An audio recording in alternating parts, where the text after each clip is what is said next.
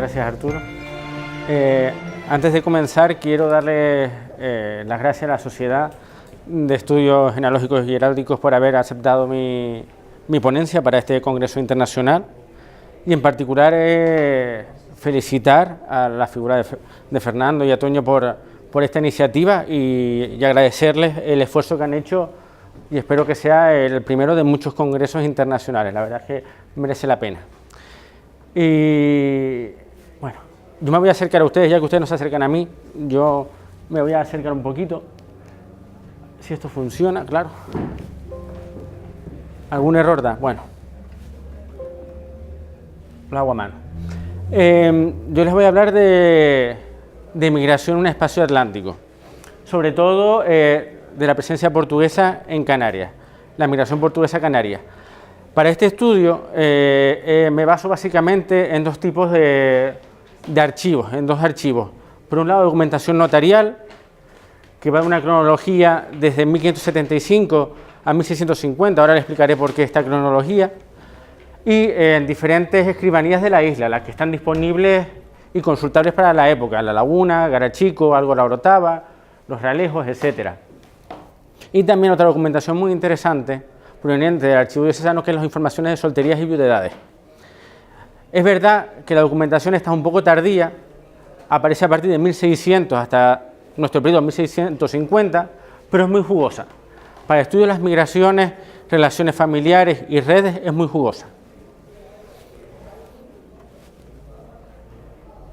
Como les he dicho, y como está en el título de mi comunicación, abarca el periodo de la Unión Ibérica. Este periodo es conocido como el periodo de la agregación de Portugal a la monarquía hispánica, es decir, cuando Portugal está bajo la soberanía de los Felipe españoles, Felipe II, Felipe III y Felipe IV, que va desde 1580 hasta 1640. Pues este trabajo que yo les presento va en esa cronología. ¿Y por qué en esta cronología? Hay varios aspectos que confluyen en este momento. En Canarias, bueno, conocido el auge de la economía del vino, coincide con este periodo, se sustituye la economía del azúcar por el vino. También es un auge de relaciones en el Atlántico, lo que se conoce como la consolidación del Atlántico. Es conocida el comercio canario-americano, las rutas Canarias-América, las rutas de Sevilla-América, y Canarias tenía la excepción al monopolio del comercio sevillano. Era un punto estratégico en el Atlántico, de ahí el interés para este estudio. Y además Canarias era una plaza atrayente para gente de fuera, no solo castellanos, venían castellanos peninsulares, pero también gente de otras partes, como son los portugueses. Y ese va a ser nuestro objeto de estudio.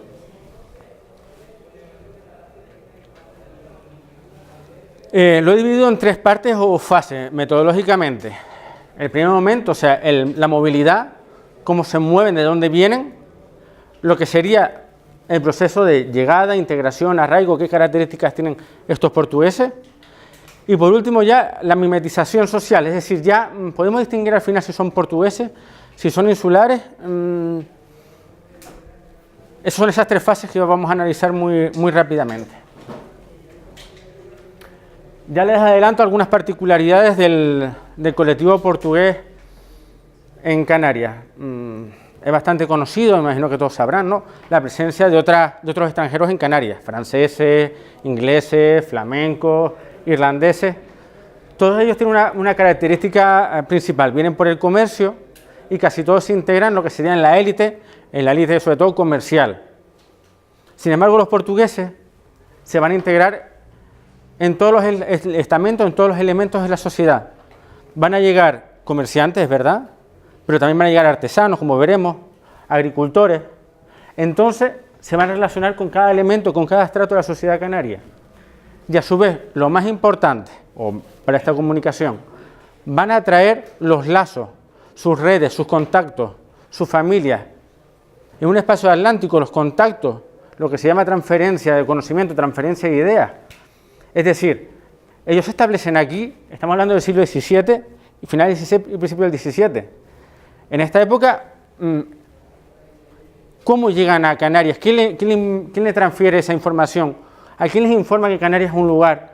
En aquella época no te saltaba en las redes sociales un vuelo de Ryanair a Canarias. Tenía que haber alguien más que le mandara un mensaje.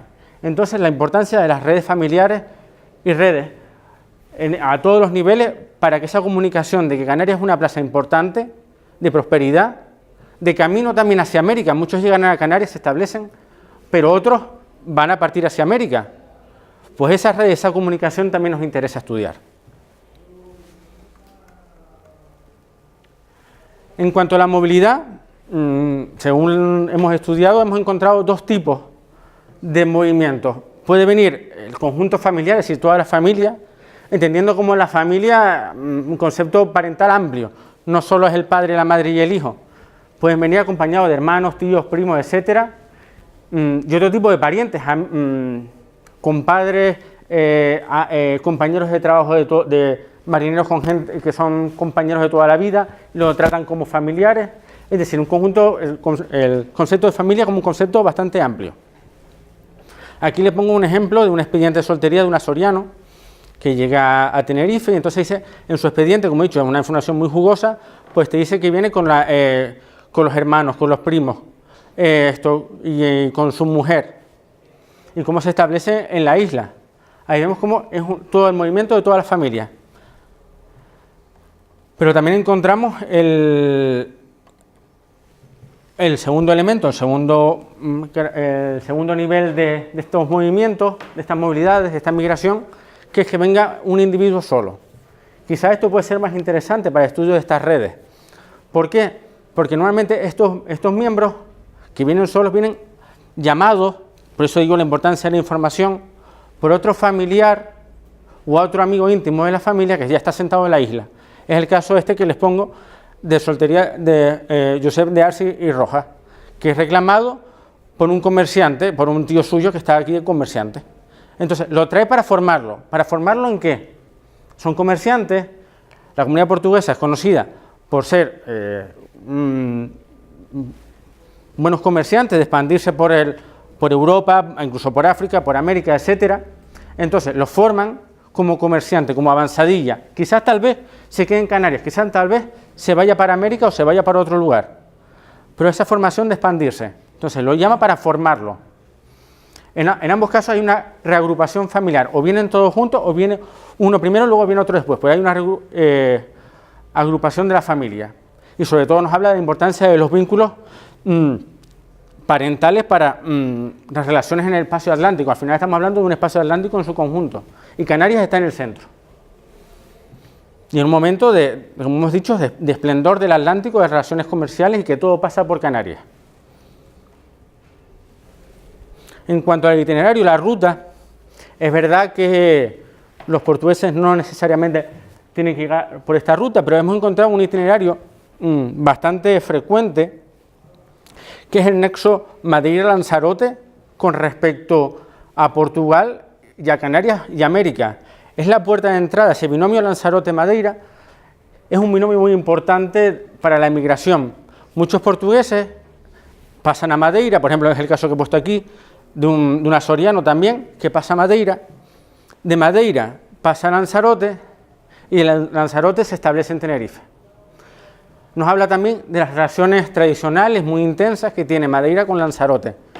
Sí, básicamente en esta época por un sistema de complementariedad. Las islas orientales, conocidas por esta época porque abastecen de cereales al resto de islas. Son el granero de las islas, tanto de Canarias como de Madeira e incluso de Azores. De ahí los contactos tan fluidos entre islas.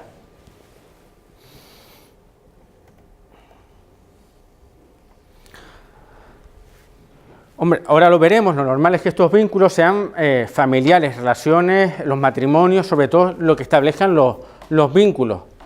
Pero analizando la documentación hemos encontrado otro tipo de vínculos profesionales, van a ser muy importantes. Como ustedes saben, en Canarias no existió los gremios de artesanos como existió a lo mejor en la península o en otras partes.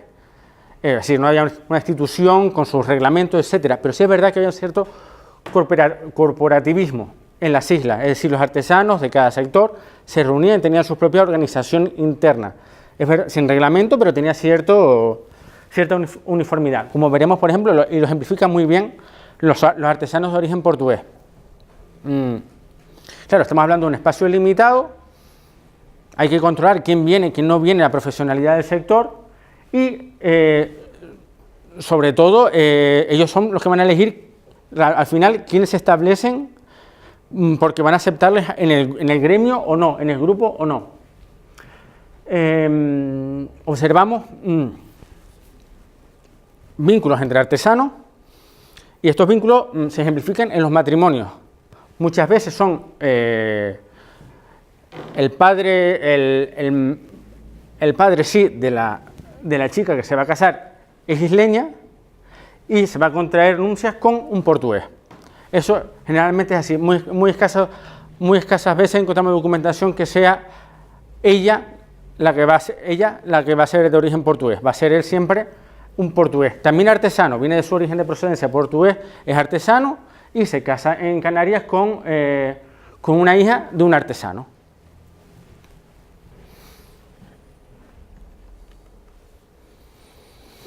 Claro, estas relaciones se hacen más complejas. Bueno, tenemos aquí artesanos que se relacionan entre ellos, pero estos nexos van más allá, como digo yo, del ámbito insular. Los portugueses controlan parte del Atlántico también, tienen relaciones en el Atlántico, y estas relaciones entre artesanos no influyen solo en el archipiélago, influyen también en otros espacios atlánticos. Es muy curioso, por ejemplo, en esta documentación, cómo se otorgan poderes para que entre toneleros, por ejemplo, en este caso, de un tonelero a otro tonelero, en otro espacio atlántico, para que cobre ciertas cantidades, para que le reclame ciertos bienes, etc. Vemos una relación no solo familiar, sino también profesional, vínculos profesionales, confianza al fin y al cabo.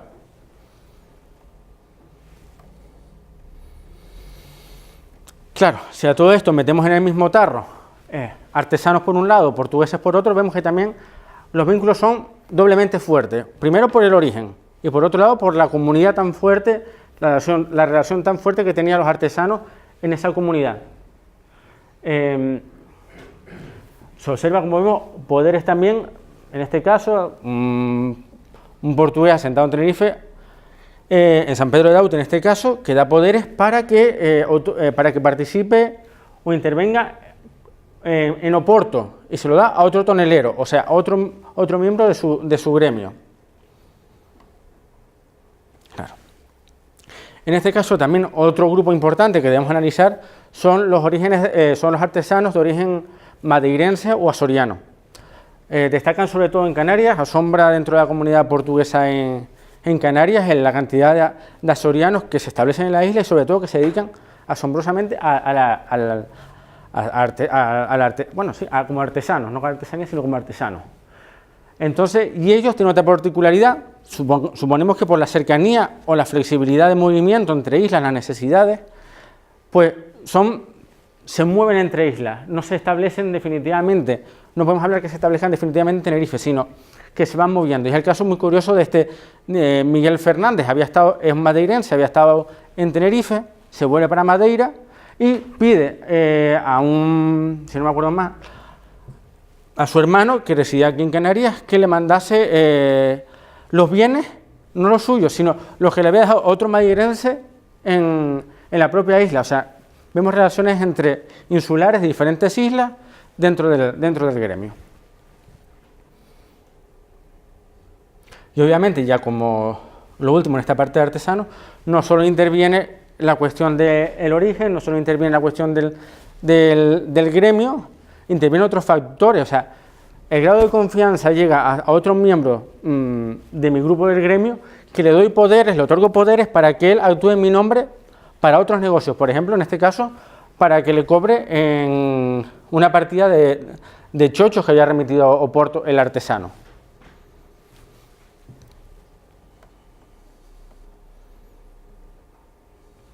Otro grupo importante van a ser los agricultores. Hemos dicho que no solo hay comerciantes, no solo hay artesanos, también la mayor parte de los portugueses en Canarias son agricultores. Y ellos, encontramos también en la documentación ciertas pautas que nos hablan de su grado de integración o de arraigo en las islas. Hay contratos que son a perpetuidad. Si estos agricultores firman un contrato a perpetuidad, significa que lógicamente se van a quedar en la isla de por vida. Incluso en estos contratos, y también una parte interesante, en parte de estos documentos establece que no solo ellos van a ser los que van a quedarse por la perpetuidad, sino sus hijos y sus descendientes también. Es decir, ya están hipotecando el futuro de sus hijos para quedarse en la isla. Otro tipo de documentación que también nos habla de la importancia de la estabilidad de esta comunidad en las islas es cuando nos aparecen arrendamientos o medianerías, la duración del contrato. Obviamente, si el contrato va a ser por 8 años, va a ser por 6 años, habla de, si no una integración final, sí de cierta que quiere una estabilidad en las islas.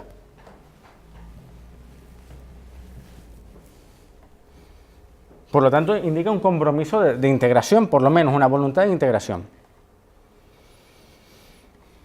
Obviamente, la parte más jugosa que encontramos para ver este tipo de arraigo son los contratos matrimoniales, los acuerdos matrimoniales.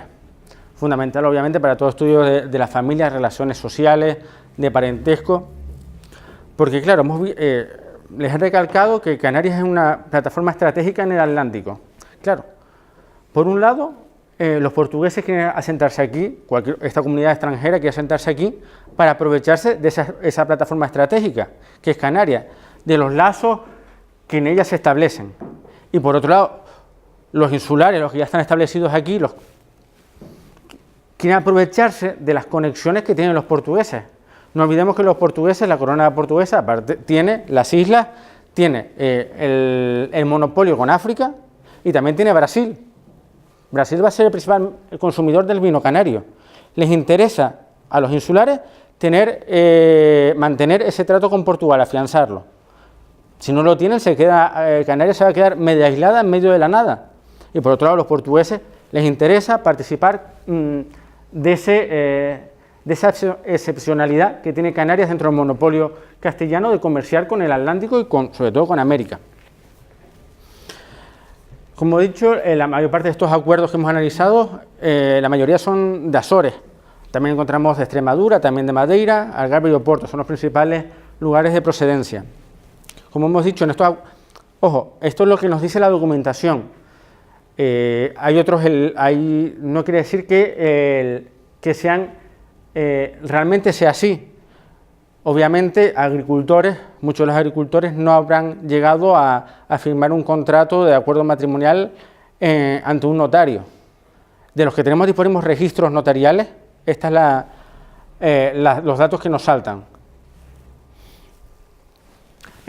Por eso la mayoría son artesanos dentro de esta comunidad de portugueses. Y la mayoría, como hemos dicho, son de terceira en Azores. Son uniones mixtas, como hemos hablado. Normalmente el cónyuge nos habla también de una migración masculina. Un cónyuge suele ser el varón portugués que llega y se casa con una isleña. Muy excepcionalmente encontramos que el otorgante, es decir, el padre, el que otorga este acuerdo, sea de origen portugués, aunque sí aparecen. También los testamentos, las últimas voluntades, ya nos hacen intuir el grado de integración, incluso mimetismo, de integración total, absoluta en las islas. Por un lado, se distingue bien la procedencia. Por un lado tenemos los portugueses continentales, es decir, peninsulares,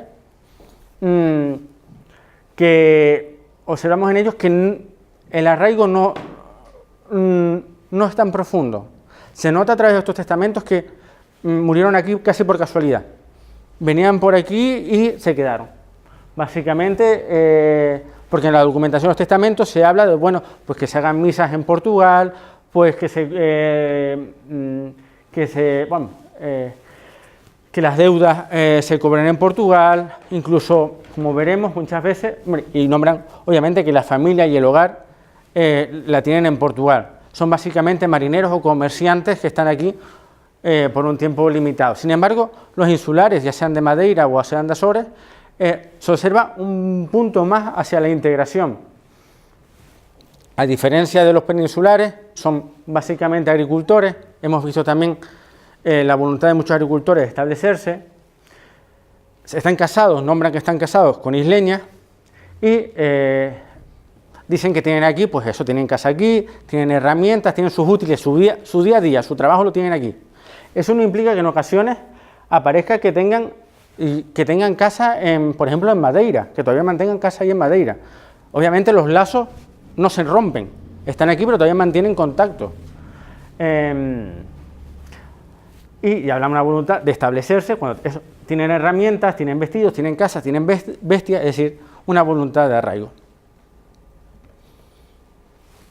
Los lugares de enterramiento, ahí vemos un siguiente paso de mimetismo social. Aquí, a través de documentación que hemos analizado, se observa, según la zona, en donde son enterrados. Obviamente, por ejemplo, nos faltan zonas como la Orotava. Básicamente no es que no aparezcan, es que la documentación es escasa o es poca para esa zona y no aparece. Pero vemos que en cualquier parte, se entierran en cualquier parte. No existe, a diferencia de otros espacios, por ejemplo en América, en Lima, donde sí la comunidad portuguesa tiene cierta diferenciación, tiene ciertos espacios para ellos, también la parte religiosa, en Canarias no lo tienen, da igual.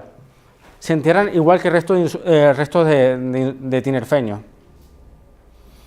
No existe tampoco una devoción propia, podemos decir, a diferencia que pueden tener los catalanes en Canarias, pueden tener los flamencos, etcétera. No, los portugueses observamos que dan misas a lo que hacía el común de la sociedad. Quizás, incluso se observa un grado más de integración cuando ellos mismos dan misas a la Virgen de la Candelaria, incluso algunos de ellos que se quieren enterrar frente al altar de Nuestra Señora de Candelaria. Ellos ya se sienten de aquí, han empatizado con esa sociedad canaria, la han hecho propia. Y también a su vez ellos han dado a la sociedad canaria un nuevo repertorio de devociones, de cultura, de tradición. Así encontramos, por ejemplo, que uno de Guimaraes da misa a San Gonzalo de Amarante de Guimaraes, un soriano pues a San Miguel, y obviamente el santo al que más misa se le da es San Antonio de Lisboa. Pero es algo que también luego los canarios van a recuperar y también van a integrar en su cultura o en sus devociones. Este mimetismo se observa más en la documentación estudiando la élite, los miembros portugueses que llegan a ser parte de la élite insular. Hemos visto los agricultores, hemos visto los artesanos, pues la élite insular, y es lo ejemplificado. Muchos de ustedes conocerán a esta familia. Cristóbal de Salazar y Frías, bueno, era portugués, iba a ser miembro del regimiento, del Consejo de la Isla, y se integra en la sociedad canaria, tanto es así que adquirió una sepultura en Santo Domingo, fue fundador de los nazarenos.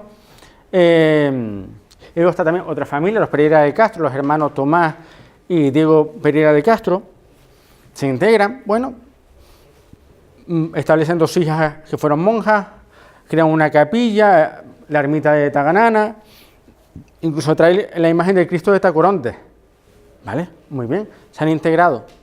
Pero es que la Inquisición les persigue, porque son acusados de judaizantes, es decir, practicar los ritos hebraicos.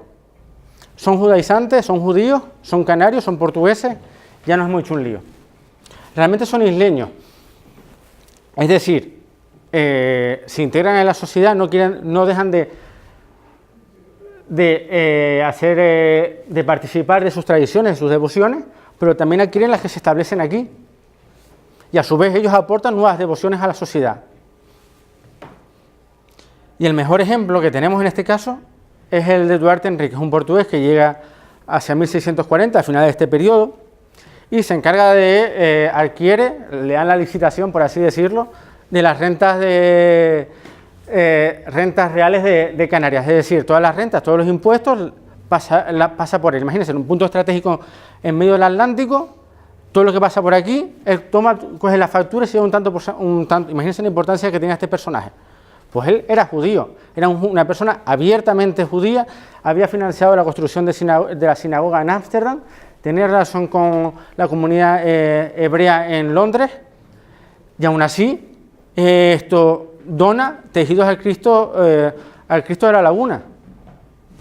¿Por qué? Simplemente se justaponen o se juntan diferentes identidades o culturas. Es isleño, da igual si nuestra tradición es tener una devoción al Cristo de la Laguna, yo también me siento integrado, yo también lo voy a hacer, independientemente de que sea judío.